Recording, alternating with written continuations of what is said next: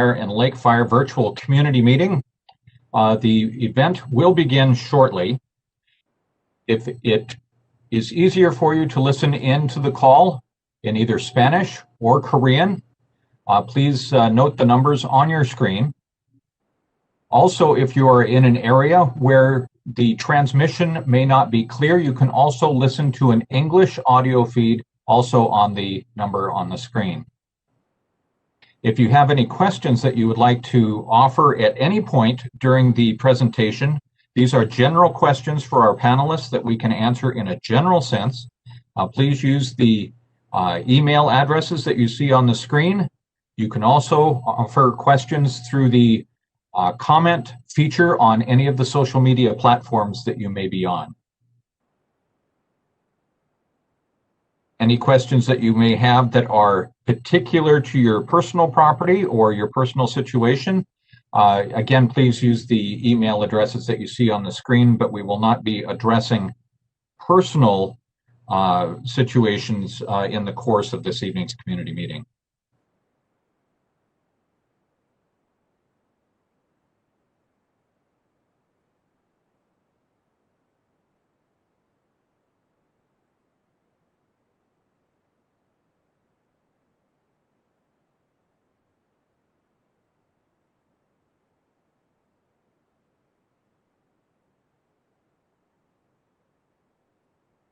Once again, if you are joining us at this point, welcome to the Bobcat Fire and Lake Fire virtual community meeting. We will begin shortly. If it is easier for you to listen for an audio feed in Spanish or in Korean, or if your audio feed is less than clear, you can also phone in for English audio at the numbers that you see on your screen. Questions for our panelists can be emailed at the addresses that you see on your screen or through the comment feature on any social media platform that you may be watching this evening.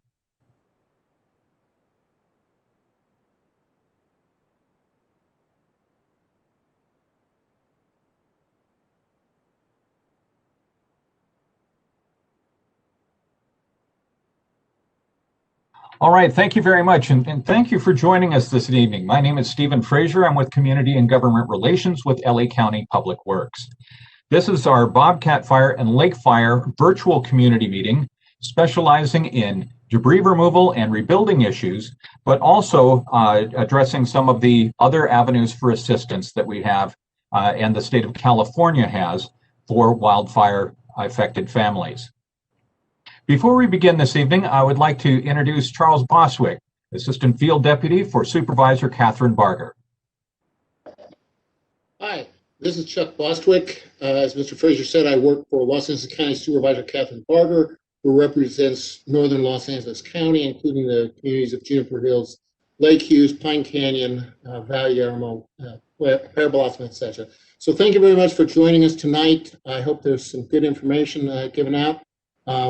We'll be having representatives from the state and from the county. And I also want to let everyone who's participating know that if you have questions that you don't know who the right place to call, you can always call the Supervisor Barger's Antelope Valley office. We're at 661-726-3600. That's 661-726-3600. And we'll get your answer sent to the right agency and get it answered for you. So thank you very much for joining us tonight. Thank you, Chuck. This evening, before we go into the presentations, I also want to point out that the debris removal teams will be in the Juniper Hills and Lake Hughes areas this weekend for in-person meetings to help with issues with paperwork, answer questions, whatever the case might be. Appointments are appreciated and again can be requested through the email addresses of bobcatfire@pw.lacounty.gov or lakefire@pw.lacounty.gov. Their appointments are requested but not required. These community outreach meetings will be at the Juniper Hills Juniper Bowl on Friday and Saturday this weekend from 10 a.m. to 3 p.m. and at the Lakes Community Center on Sunday from 10 a.m. to 3 p.m. Now, one of the specialists dealing with debris removal is Gladys Ritzy from the Environmental Programs Division of Los Angeles County Public Works. Gladys?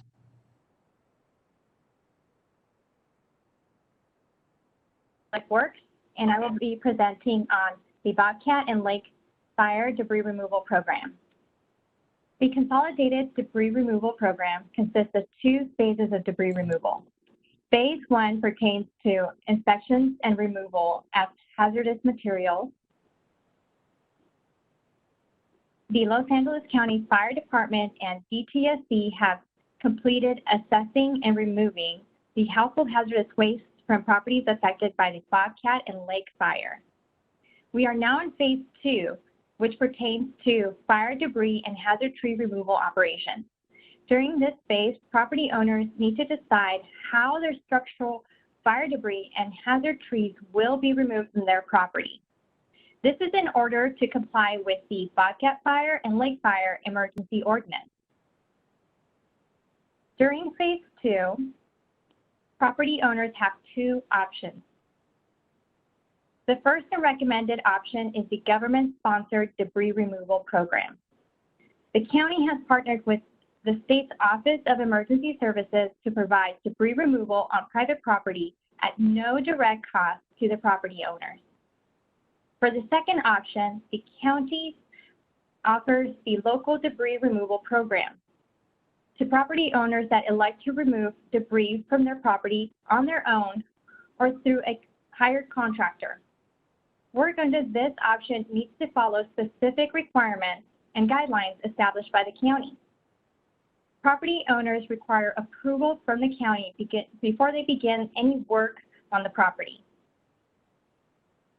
To be eligible to participate in the government-sponsored program, the property must have an eligible structure or dwelling over 120 square feet, such as a residential home, manufactured housing unit, a garage, shed, or other outbuilding.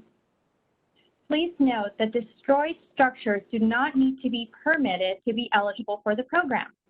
The most important thing for this program is to clear those structures so that property owners can start rebuilding their homes. We are not looking to take any enforcement action on structures that are no longer there. And our Building and Safety Division is available to help you with the permit process after. Other eligible items that are included in this program are hazard trees. I would also like to add that insurance is not a requirement to participate in our program. This program is designed to assist property owners affected by the fires regardless of your insurance status. This program is a great resource to those who do not have insurance or are underinsured. Although safe sifting with proper protective gear is allowed, property owners shouldn't begin clearing or moving debris in the burned area. We understand each property is unique and needs are different for everyone. However, please allow the state teams to take care of the debris removal to remain eligible for the program. If there has been some removal or movement of debris already on the property, please note it on your application with a justification to avoid any further movement. Now, to participate in the program, property owners need to submit a signed right of entry application to allow the county, state, and state crews to enter the property to conduct debris removal. For your convenience, the first page of the application is a checklist that outlines the required documents to be submitted with the application. Typical documents we request are copies of a government-issued ID, legal supporting documents, an insurance declaration page if the property owner has insurance. The new extended deadline to apply to our program is now February 15th, 2021.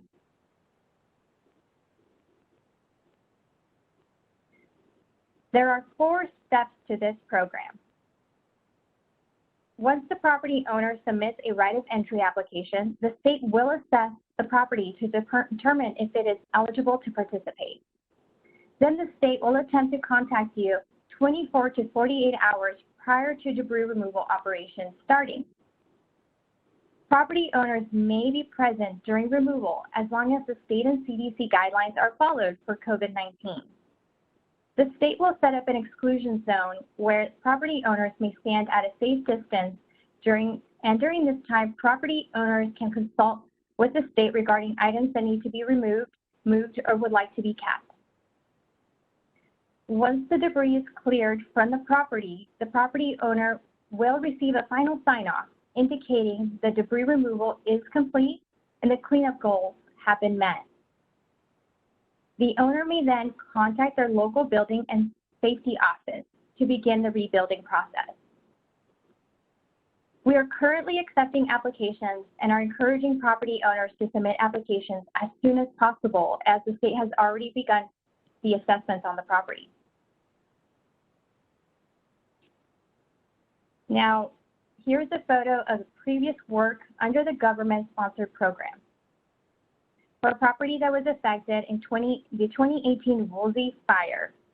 The picture on the right shows the property cleared with erosion control measures in place, and it's ready for rebuild. We recommend this option because property owners are walked through the process by professionals, and the work is performed in an expeditious manner to ensure the quickest recovery possible so that property owners can begin rebuilding their homes. Now, option 2 is the local fire debris removal program. Under this program, the debris removal is performed by the property owner or hired contractor at the homeowner's expense and must meet or exceed the program standards set by the local, state, and federal agencies. Property owners who elect this option are strongly encouraged to review all of the local debris removal program requirements thoroughly before planning or pursuing their own debris removal project. There are 2 types of applications available under this program. This is to accommodate the extent of damages on the property. The first application is the local program application for destroyed residential and or accessory structures over 120 square feet. And permits would still be required before beginning debris removal work. The second application is the partially burned or damaged structures application for structures with minimal damage. These applications apply to both unpermitted and permitted structures. Also, if property owners have begun their own debris removal work, an application and permit are still required. We encourage property owners to contact our office for guidance to prevent any delays in rebuilding. If you choose this program, you will need to present your approved work plans and demolition permit to the landfill operator to be able to dispose of the debris at the landfill. The new extended deadline for submitting the local program applications is February 28, 2021. Our team is available to assist you in determining the correct application for your property and walk you through the process. Now, the local program process is more extensive than the government-sponsored program. And this is to ensure debris removal work is performed in an environmentally safe manner and to protect public health and safety as a community. Typically, there are 6 steps to this program, including obtaining an approval for your work plan, obtaining all applicable permits, such as demolition permits, before work can begin. The applicant must also obtain soil clearance from public health. And if the homeowner wishes to reuse existing foundation, an engineering report must be prepared by a licensed engineer and must be submitted and approved by the county building official. Property owners will not be allowed to rebuild on their property until the process is complete and approved by the county. Property owners must select option 1 or 2 to proceed with debris removal on their property. If a property owner is ineligible to participate in the government-sponsored program or decides not to participate, all requirements of the local program must still be met before rebuilding. There are some exceptions, such as structures smaller than 120 square feet and non-structural debris, such as burnt fences or vegetation. Applications can be obtained through our county website at lacounty.gov/recovery, or can be requested through our debris removal hotline at 626-979-5370. Also, we are coordinating one-on-one appointments through our debris removal hotline. Property owners have various ways to submit an application, including drop-off if absolutely necessary, but must be arranged ahead of time. The best way to submit the applications is through our email addresses. The email address for the Bobcat Fire is bobcatfire@pw.lacounty.gov. And the email for the Lake Fire is lakefire@pw.lacounty.gov. We also have upcoming in-person debris removal workshops on Friday, February 12th and Saturday, February 13th at the Juniper Hills Community Association, and on Sunday, February 14th at the Lakes Community Center. The details are up on the screen for you to note down. Appointments can be made through our debris removal hotline, and walk-ins are also welcome. And of course, COVID-19 protocols will be in place to protect the public and the county employees that will be there to assist you. Thank you.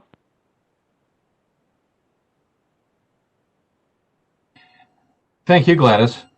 And once again, for our community listeners, I want to repeat the wildfire hotline number that Gladys gave you, 626-979-5370. This is a great resource for anyone who has questions or is encountering problems with their applications. Please call the hotline to get the answers you need in a timely manner. Again, for those who are watching, the questions can be submitted during the course of the presentations at the email addresses bobcatfire@pw.lacounty.gov or lakefire@pw.lacounty.gov, or through the comments section of the social media platform that you may be watching on. To continue with our state resources dealing with debris removal, I'd like to introduce Dina Wilson from the California Governor's Office of Emergency Services. Dina? Good evening. Thank you, Stephen, for having us. We're happy to be here to support this community. I just want to give a quick update on the debris removal operations for the Bobcat and the Lake fires. We actually did start doing some debris removal in the Bobcat area yesterday. We have 2 crews that are there, and we've already cleared our first property, so we're very excited to see that moving along. Additional crews are continuing to do site assessments and other phases of debris removal.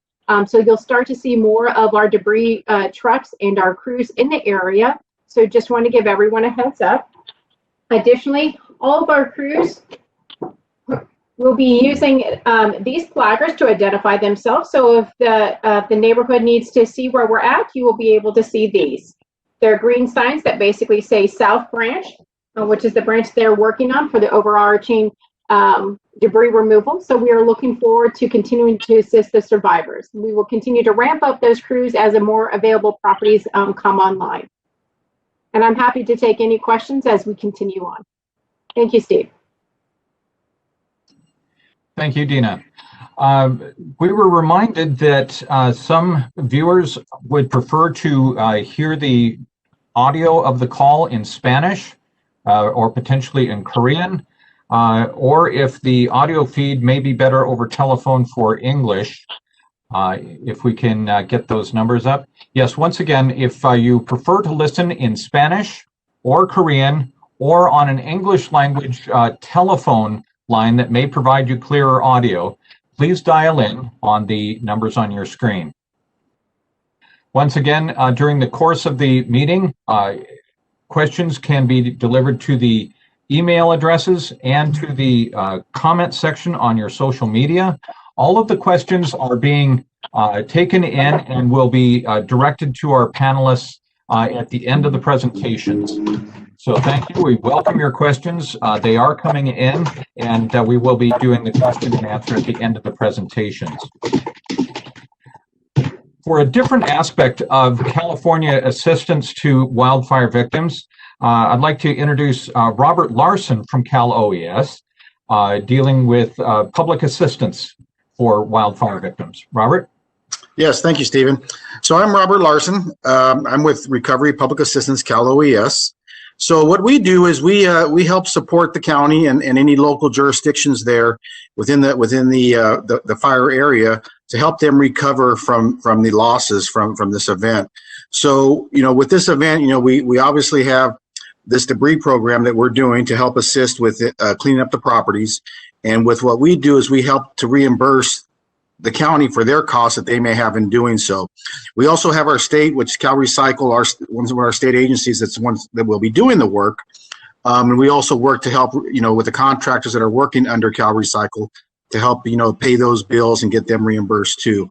There is a cost share that is involved that the state participates in. So we do cost share. It's a 75% cost share that we help the counties and the local jurisdictions, help them to recover.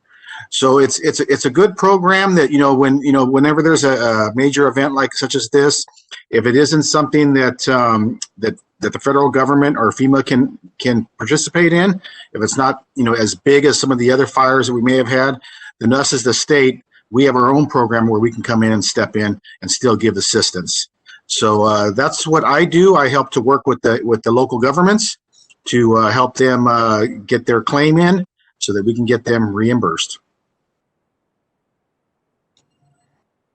Thank you, Robert. Is there an avenue that the public might reach out to you if they have an issue, or should they direct that through the county email addresses to be forwarded to you? Yeah, any questions? I mean, we normally don't deal with the public per se. It's more that we're dealing with the county jurisdiction, maybe a city, maybe Los Angeles City. If there's let's say there was a water district within the area that maybe they lost their facility, we can work with them on whatever their losses may be to help them get reimbursed for their losses. Excellent, thank you. To deal with the more individual impact and assistance available to individuals, I'd like to welcome Nicole Benson from the Office of Emergency Services. Nicole? Hi, my name is Nicole Benson, and as mentioned, I work with Cal OES Individual Assistance, and I'm going to speak briefly on some of the types of assistance that's available to both households and businesses that may have been impacted. So first of all, while the FEMA registration deadline has closed, I do want to just bring up some of the things to keep in mind for those who have registered. So many of you will have received letters from FEMA, and while some of these letters may be confusing, as many of them say, hey, you don't qualify for FEMA at this time. If you continue to read that letter, it provides additional information on what you can provide to be able to become eligible. So, for example, when you first register, there may be missing documentation that you still need to provide to FEMA to become eligible. And so the other thing that I wanted to bring up is that FEMA will often reach out to you to try to get additional information on your application, to inform you about assistance that is available. And so what I do strongly encourage is to make sure that FEMA has your most up-to-date contact information. We know that there's a lot of changes going on immediately after a disaster, so this is just something that I would very much encourage. Now, on the state side, the one program that we do have available is the State Supplemental Grant Program. And this comes in when a household has received the maximum amount of of financial assistance from FEMA. So the state can come in and provide up to an additional $10,000. So you might be getting contacted by the California Department of Social Services to be able to walk you through that additional assistance. There is no additional application. There is nothing additional that you need to do on your side to receive assistance from the state supplemental grant program. But it is something that is available. And finally, I did want to mention the U.S. Small Business Administration Economic Injury Disaster Loan program. So again, while the application period for physical damage assistance has closed for SBA, businesses that have suffered economic losses due to the disaster can still apply for loan assistance through SBA. That deadline is July 16th. So if this is something that you think that you need, I do encourage you to apply either through the SBA website at disasterloanassistance.sba.gov, or you can call the SBA customer assistance hotline at 800-659-2955. I just wanted to let the community know about these types of assistance as you move forward within your recovery process. And so from the Cal OES individual assistance side, similar to public assistance, one thing that we do is basically to help the community navigate through these assistance programs available. And so you can call the Cal OES individual assistance inquiry line at 916-845-8149, and somebody from the individual assistance team will be able to reach back out to you and help you with whatever questions that you have. But I'll definitely continue to stay on the line here if there's additional questions. Thank you, Nicole. That's very helpful. Once again, the Cal OES individual assistance line that Nicole just mentioned is 916-845-8149. For those watching, again, if you have questions that you would like to direct to any of our panelists, they can be offered through the email addresses for the Bobcat Fire and the Lake Fire. You'll see those email addresses in yellow on your screen. And if you would prefer to listen in either Spanish, Korean, or on an English language audio feed by telephone, please dial the numbers that you see on your screen. Also, for those of you watching on social media platforms, again, welcome. And any questions you may want to direct to our panelists can be offered as well through the comment section on your social media platform. After the debris removal section of fire recovery, the next step is the rebuilding process. And I would like to introduce Hugo Acevedo from Los Angeles County Public Works Building and Safety Division regarding the rebuilding process. Hugo? Good afternoon. Correct. My name is Hugo Acevedo. I'm the Assistant Office Manager for LA County Building and Safety, the Antelope Valley Office. I'm going to be really discussing such options as a rebuilding process. And throughout the rebuilding process, I'm going to talk about a couple of websites that are very helpful. If you can go on to the next slide. Thank you. Thank you. So one of the websites that helps you and guide you through the rebuilding process is called Public Works Road to Rebuilding website. Has a lot of good information. We also have the Eventbrite workshops that has one-on-one virtual appointments with individual departments. And we will give you at the very end site attribute sheets to help you guide you along the rebuilding process as well. Thank you. Next.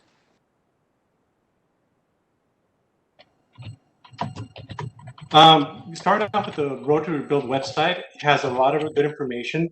You can access it through dpw.lacounty.gov/rebuild. And on that website, you're going to see basically Lake and Bobcat fire information, and it contains 6 steps. It starts off with the cleaning debris, which a lot of people have been informed. It goes on with the financing.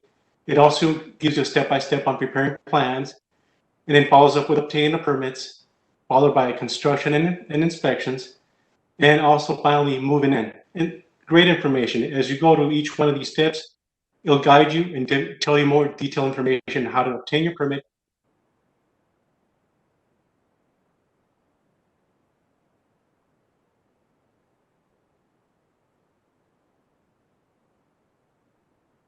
It appears we may have had an audio problem with Hugo's presentation. We'll give him a moment to come back shortly.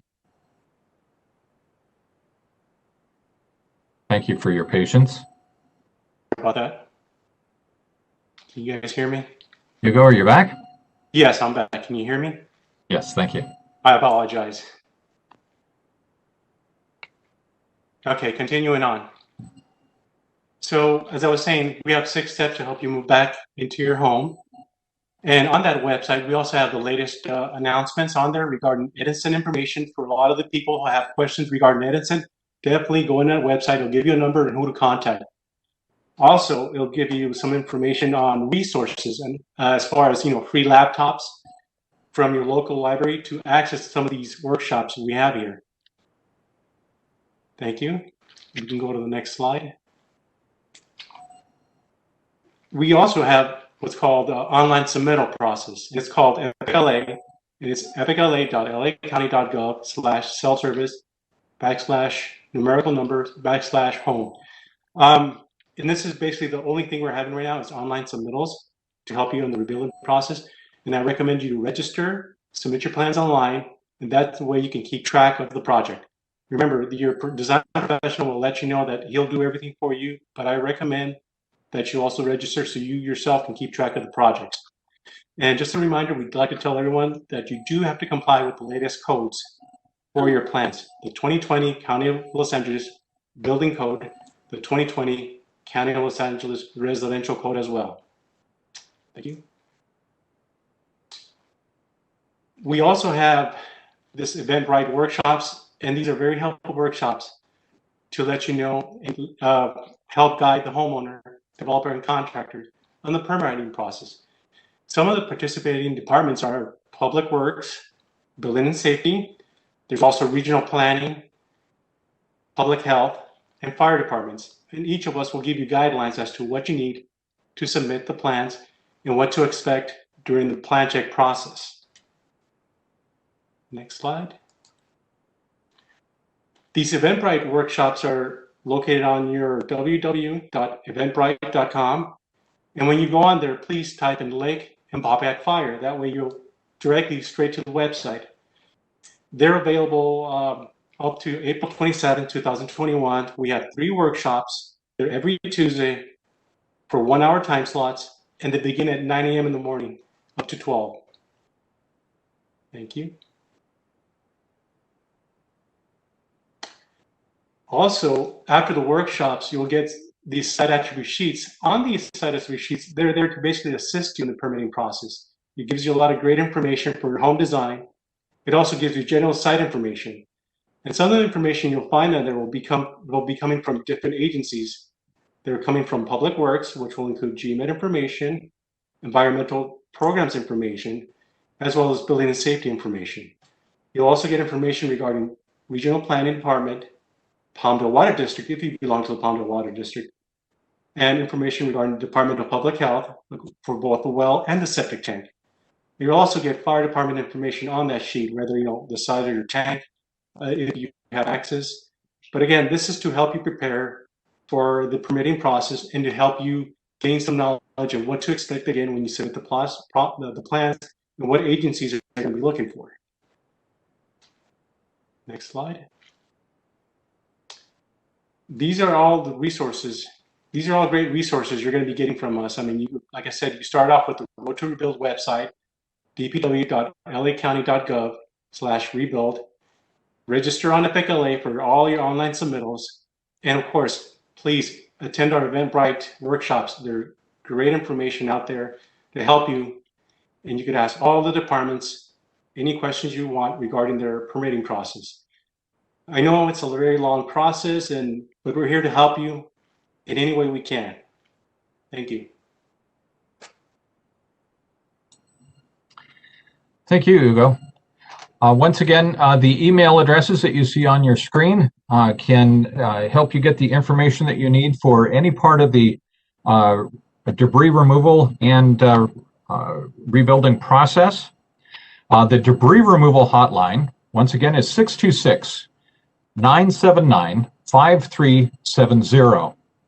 For the rebuilding process, that number is 626-632-0074. Now, with the conclusion of our presentations, we have some questions that have come in through the email addresses and from social media that we will ask our panelists to address. Let's see, first question is,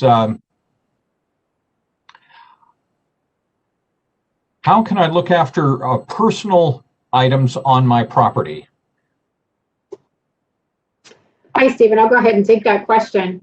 So if you have personal items that you want to look for on your property that may have been in the fire, you are welcome to do so, obviously. We want to ensure that you are doing it in a safe manner and have the right protective personal protective equipment on so that you do not potentially put yourself in any sort of hazardous situation, as fire debris does contain ash and hazardous material. If you are not able to locate those personal items, you can put that information on your ROE or let the contractor know when they give you a call to do debris removal, and we are happy to take a look to see if we can find those personal items for you as we are doing the debris cleanup. The debris crews take it as a personal honor for them to be able to return personal items to the homeowner, so we do actually look for items. And if we do locate items that have not been written down or provided to us, we still will return them to the homeowner as soon as we're able to. Usually contact them shortly thereafter. Okay, another similar question that came in is the fire took an impact on my classic vehicle that is on the lot, but I want to see if I can salvage it. Will that be removed, or how would that be handled? We'd have to take a look at the individual circumstances. Technically, automobiles that have been destroyed by the fire are considered hazardous to the property, so generally we would remove those, but that's something that we can look at individually with the homeowner to determine what the next best course of action is. All right, thank you. Let's see. There's a question about, I see that work has begun in my neighborhood. My neighbor's yard has started to have some activity. When will we know when work is completed and certification for rebuilding? When is the timeline for that? It will depend on what is on the property that needs to be removed. So there are quite a few stages to the debris removal process. Essentially, those are site assessments, asbestos assessment and abatement, debris removal, soil sampling to ensure that we have removed all of the hazardous ash and debris from the property, erosion control if it's necessary, and then a final sign-off which we will return to the county. Depending on what each of those steps involves will determine the length of time it will take in order to return the property to the homeowner, and then back to the county and then to the homeowner to begin the rebuilding process. It really does depend on the amount of debris that's on the property. All right, thank you. Question that came in through social media. How will I know if my trees need to be removed? So you may not know. If a homeowner has a question about whether or not they have hazardous trees on their properties, we suggest that they fill out a right of entry form and submit it to the county, and the state will send out an assessment team to determine if they have hazardous trees that would fall in a public right of way. If they do so, we can certainly work to remove those. If they don't, then we will let them know that their trees do not qualify for the program. All right. Next question. I have a property with multiple structures and property damage. Once I submit an ROE, how will I find out what part of the property will be cleaned up and what would be removed? So essentially, all fire debris would be removed from the property once you have a qualifying structure. If there is something that you would like to keep, as long as we can let you keep it, we may allow it to do so. But generally, everything is removed that has been fire damaged. There are a few exceptions to that rule, but it really depends on what it is. All right. A question that we had via email from a Lake Fire area resident. My house and 2 barns burned down. I had insurance for the residents, but not for the outbuildings. Does debris removal take place for all of the structures? And if I decide not to rebuild, do I have to pay for the debris removal? So that will largely depend on what is in your insurance policy. For the state program, we would remove all fire debris, as I mentioned in the previous question. The state only will collect from the homeowner, or excuse me, the county will collect the insurance proceeds that may be left over that the homeowner did not use. The program is designed so there is no direct cost to the homeowner, so it really will depend on what is in the homeowner's insurance policy. But in that particular instance, we would still remove the fire debris from the 2 barns.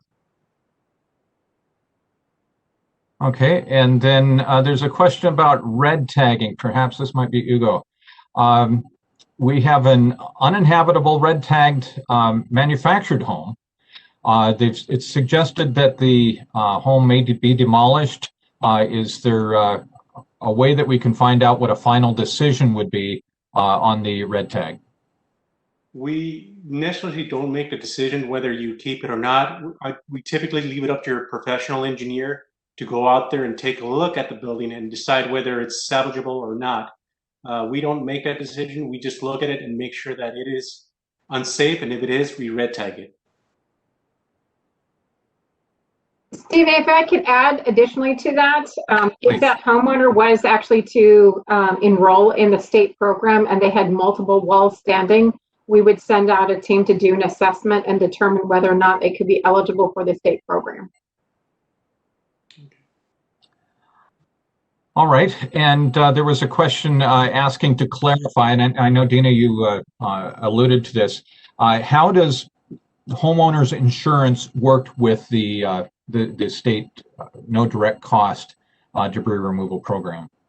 The state program is designed so that there's no direct state cost. So what I mean by that is, for an example, if you have a homeowner's insurance policy that has $15,000 available for debris removal should you lose your home in a fire, the state would only collect up to $15,000 or the amount of which the homeowner did not use for other eligible activities. For example, if the homeowner used $5,000 of that $15,000 for debris removal of elements that were not part of the state program, then the state would only end up collecting $10,000 from that homeowner.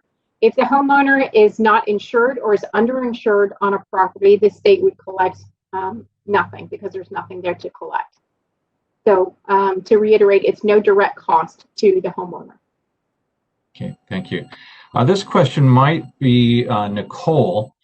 I submitted an application to FEMA, but was told that the Lake Fire victims do not qualify. The Bobcat Fire area was declared a FEMA incident, but the Lake Fire was not. Is this divided status still true? SBA told me I could not apply for them if I don't qualify for FEMA. Are you able to address that? Yes, I am. Unfortunately, FEMA only declared the Bobcat Fire for their assistance, and because the SBA declaration is directly linked with FEMA. Unfortunately, for the Lake Fire survivors, neither federal assistance is available. This is something that we had worked on at the beginning of the event, but unfortunately, FEMA and SBA assistance is only available for the Bobcat fire. Okay, thank you, Nicole. The question for Hugo. The one property owner has 3 separate properties. Does that mean setting up 3 separate Epic LA accounts? No. You only need one Epic LA account, but you do need to submit for those 3 different parcels. So you'll have one account and 3 different submittals for 3 different permits for the 3 parcels. All right. We're nearing the end of our questions.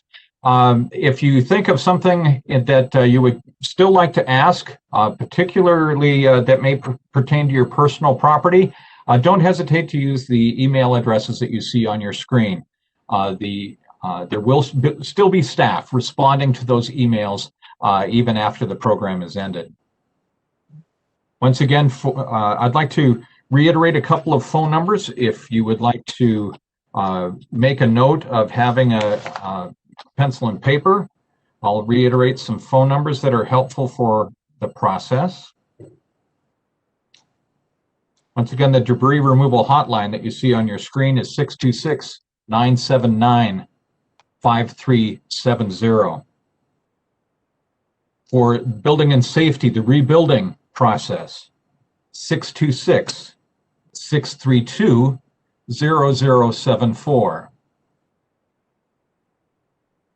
For the California Office of Emergency Services individual assistance, that's 916-845-8149. And Supervisor Catherine Barger's office in the Antelope Valley is 661-726-3200. See, another question that has come in with no insurance, you can still enroll in the state program? Yes, that is correct. If you have no insurance on your property, you can still enroll in the program, and there will be no direct cost to you. Very good. Viewers in the Bobcat and Lake Fire area, please, again, if you have questions, that's why the hotline is in place. That's why the emails are there, and the in-person meetings in Juniper Hills on Friday and Saturday, and at the Lakes Community Center on Sunday to get that direct assistance to answer your questions. I would like to, oh, sorry, I didn't mean to interrupt you. Go ahead. I don't think we got the accurate phone number for our local AV field office. I just wanted to correct that. I'd like to introduce Donna Tremere from Supervisor Barger's office. Sorry about that, but I had muted and muted audio and video, and I don't think you had our phone number correct. I want to correct that. Okay, please give the... Yep, 661-726-3600. 3600, correct. And thank you, Donna, and thank you, Chuck. And Supervisor Barger has been very in tune with these recovery efforts, and we certainly appreciate her active support in this rebuilding effort for the residents of both the Lake and Bobcat fire areas. Let's see, one last question. We understand that debris removal will begin tomorrow or the next day. If the house is not demolished yet, are items inside going to be removed by the crew before work begins? We've honored the red tag and have stayed out, but there may be things that could be recovered. Yes, we can. If there's items that they would like to be, that have, excuse me, let me try that again. There are items that the homeowner would like to be removed from the property, depending on what those items are. If they're personal items, the crew can absolutely go through and try to remove those. If there's something more specific, like a refrigerator or something like that, that's an entirely different story. But if there's personal items, they can certainly contact the crew, or you can put them in touch with myself, Stephen, and we can make sure that we address their specific questions and needs to make sure that we try to return as many personal items as possible. All right, thank you. As we near the end of our presentation, I would like to point out that the presentation will be archived on all of the social media platforms if you would like to watch again, or perhaps go through for more detail in the presentations or for numbers that have been presented, or if you came in late to see the beginning of the presentation. All of these will be archived on YouTube and on Twitter and Instagram, so that you'll be able to follow along on the meeting and get this information again. Once again, the hotline for the debris removal program, 626-979-5370. And for the building and safety, that's the rebuilding process, 626-632-0074. And once again, for other assistance from Supervisor Catherine Barger's office, 661-726-3600.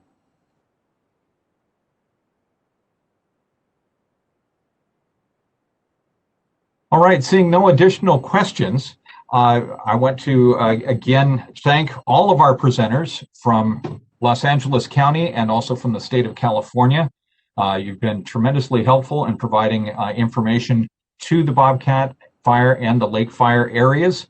And for all of our viewers, again, with any questions, don't hesitate to get in touch with the county debris removal or the building permit process so that we may assist you in your rebuilding process. Once again, the community meetings or the community direct outreach will be Friday and Saturday, 10 a.m. to 3 p.m. at Juniper Hills Community Center at the Juniper Bowl, and on Sunday from 10 to 3 at the Lakes Community Center. You'll see the addresses, times, and dates on your screen for those direct debris removal workshops. The deadlines for debris removal, again, for the option one, that's the government-sponsored, no direct cost, private property debris removal, that deadline is on Monday, February 15th. For the county's local debris removal program, that deadline is February 28th. So please don't delay in getting your applications in. And once again, if you have questions, please don't hesitate to contact the team. Once again, thank you all very much to Charles Boswick and Donna Termeer from Supervisor Barger's office, to Gladys Ritzy and Hugo Acevedo from the Los Angeles County Public Works, and to Dina Wilson, Robert Larson, and Nicole Benson from the state of California. We really appreciated your presentations tonight. I'm Stephen Frazier for Los Angeles County. Thank you and good night.